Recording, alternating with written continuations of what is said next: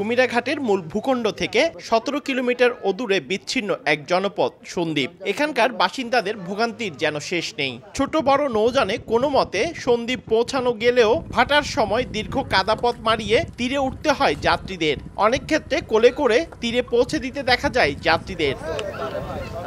এ তো গেল ভোগান্তির কথা। সন্দ্বীপে প্রায় ৪ লাখ মানুষের দুঃখেরও যেন কোনো শেষ নেই। জীবন জীবিকা, শিক্ষা, চিকিৎসার মতো জরুরি কাজে এবং দৈনন্দিন প্রয়োজনে প্রতিদিন ৪,০০০ মানুষ উত্তাল সাগর পাড়ি দিয়ে জীবনের ঝুঁকি নিয়ে যাতায়াত করে। চট্টগ্রাম সমুদ্র উপকূল ও সন্দ্বীপের মাঝখানে রয়েছে উত্তাল নৌ চ্যানেল। এই নৌপথের দৈর্ঘ্য প্রায় ১৭ কিলোমিটার। ঝুঁকিপূর্ণ এ পথ পাড়ি দিতে স্পিড বোট, ট্রলার আর দিনে দুবেলা জাহাজই মূল ভরসা।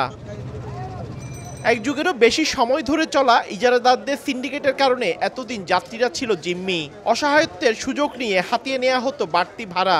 অবশেষে সে দুঃখ ঘুচতে যাচ্ছে দ্বীপবাসীর। ৩টি প্রতিষ্ঠানের মাধ্যমে এই নৌপথ পরিচালনার দায়িত্ব পেয়েছে বিআইডব্লিউটিএ। এতে নৌযান ভাড়ার পাশাপাশি কমেছে ভাড়া, খুশি স্থানীয়রা।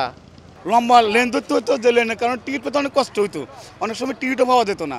কিছু সিন্ডিকেট ছিল যে আমরা আসলে টিকিট করতে চাইলেও করতে পারতাম না, কিন্তু এই জিনিসটা এখন এই সরকার উন্মুক্ত করে দিছে।